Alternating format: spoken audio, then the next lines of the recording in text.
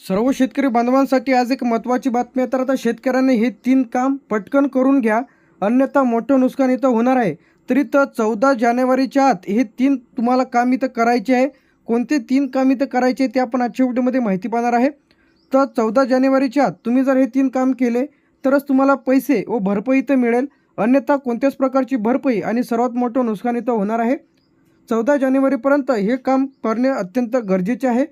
त्यामध्ये ई-पीक पाहणी, पीक विम्याचा क्लेम आणि पंचनामाच्या यादीमध्ये नाव आहे की नाही ते तपासायचं आहे.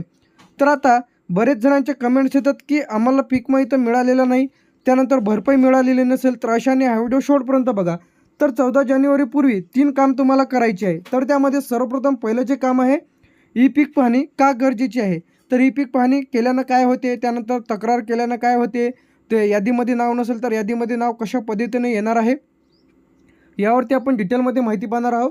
दुसरं म्हणजे पीक विम्याची नोंदणी, म्हणजे तुमच्या पिकाची नोंद केलेली असणे आवश्यक आहे. त्यानंतर तुमचं पंचनामाच्या यादीमध्ये नाव आहे की नाही ते खात्री करून घ्या. पुढील हे 3 कामे तुम्हाला करायची आहेत तरच तुम्हाला पीक विमा असेल, अतिवृष्टी असेल, जी काही भरपाईची रक्कम आहे ती तुम्हाला मिळेल.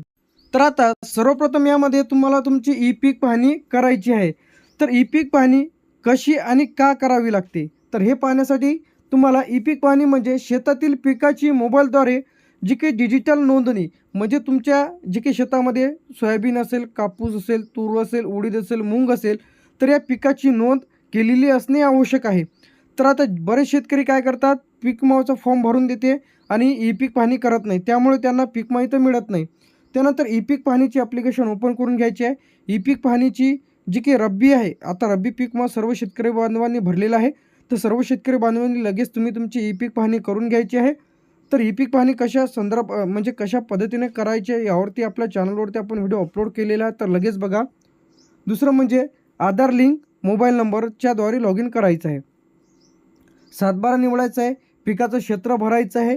जिओ टॅगिंग होते, फोटो वगैरे तुम्हाला अपलोड करायचे आहे. खरीपची करत आहे की रब्बीची ते तुम्हाला दोन्ही करून घ्यायची आहे. त्यानंतर यामध्ये महत्त्वाचा जो काही पॉईंट आहे ते म्हणजे ई-पीक पाहणी गरजेची आहे. तर इथं पीक विम्याचा क्लेम मिळवण्यासाठी, म्हणजे पीक विम्याचे पैसे मिळवण्यासाठी तुम्हाला ई-पीक पाहणी करावीच लागते. सरकारची नुकसान भरपाई मिळवण्यासाठी, जे काही अनुदान मिळवण्यासाठी, तर हे जे रक्कम आहे हे तुम्हाला मिळवण्यासाठी हे तुम्हाला गोष्टी कराव्याच लागणार आहे. तर त्यामध्ये तुमची ई-पीक पाहणी, पिकाची तक्रार ते तुम्हाला करावी लागणार आहे.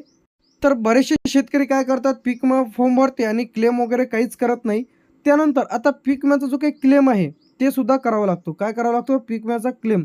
तर यामध्ये अतिवृष्टी, गारपीट व पूर, कीड रोग, रोगाचा प्रादुर्भाव, तर यामुळे जे काही बाधित झालेले जे काही पीक आहे त्याची भरपाई म्हणून तुम्हाला आता 17,000 रुपये हेक्टरप्रमाणे भरपाई इथं मिळत आहे. जे की शेतकरी बांधवांच्या खात्यामध्ये पैसे देखील इथं जमा होत आहे. लगेच तुम्ही तुमचं खातं तपासा की पीक विम्याचे पैसे कोणत्या जिल्ह्यांमध्ये व कोणत्या शेतकऱ्यांच्या खात्यामध्ये येत आहे. त्यानंतरच्या यामध्ये आपल्याला क्लेम करण्याचे जे काही अटी आहेत, तर तुम्हाला ई-पीक पाहणी पूर्ण असणे आवश्यक आहे. तुम्ही पीक विमा भरलेला असणे आवश्यक आहे. त्यानंतर महत्त्वाचा जो काही पॉईंट आहे, जे की तुम्ही तक्रार करत आहात ते 72 तासाच्या आत, कधी 72 तासाच्या आत जर तुम्ही तुमचा क्लेम केला, म्हणजे पिकाची तक्रार केली, तरच तुम्हाला भरपाई इथे देण्यात येते. तर तुम्ही जर पीक विमा कंपनीला हेल्पलाईन नंबरला कॉल करू शकता. त्यामध्ये 1447, तर हा हेल्पलाईन नंबर आहे. 1447, तर हा हेल्पलाईन नंबर आहे. किंवा कृषी अधिकारी किंवा तलाट्याला भेटा. तुमची जी काही भरपाई झालेली असेल त्याची तक्रार तुम्हाला करायची आहे.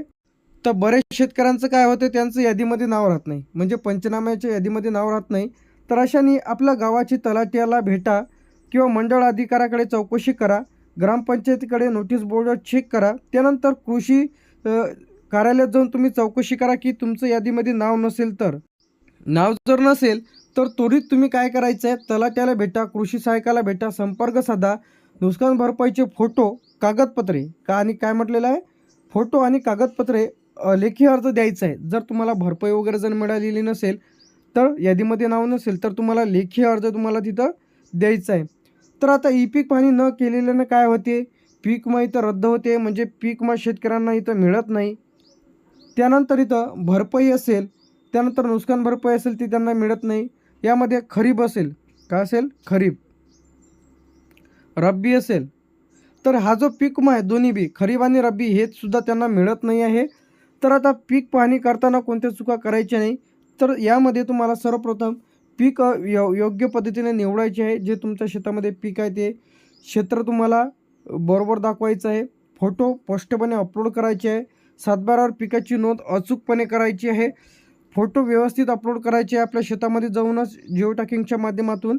तर आता बरेच जण काय करते 72 तासाच्या आत क्लेम करत नाही. म्हणजे 72 तासाच्या 73 जरी तास झाले तर तुमचा क्लेम इथं रिजेक्ट होतो. तर याला जे काही मान्यता यामध्ये तुम्हाला 72 तासाच्या आतच तुम्हाला तुमचा क्लेम जे आहे इथं झाला पाहिजे, अन्यथा तुमचा क्लेम इथं रिजेक्ट होतो. त्यानंतर जे यामध्ये पीक विमा कंपनी टोल फ्री क्रमांक 14447, तर या हेल्पलाईन नंबरला कॉल करा. CC सेंटरला भेटा, अधिकाऱ्याला भेटा, तालुका असेल, कृषी अधिकारी असेल किंवा आपल्या केंद्रावरती जा, जिथं तुम्ही पीक विमा भरला होता तिथून तुम्ही तुमचा क्लेम करून घ्या.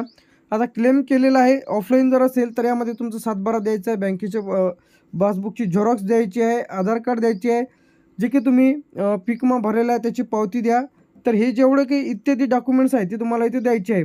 तर आता पंचनामा खूप लोकांचा क्लेम इथं अडकतो. का अडकतो? बरेच शेतकरी ई-पीक पाहणी करत नाही.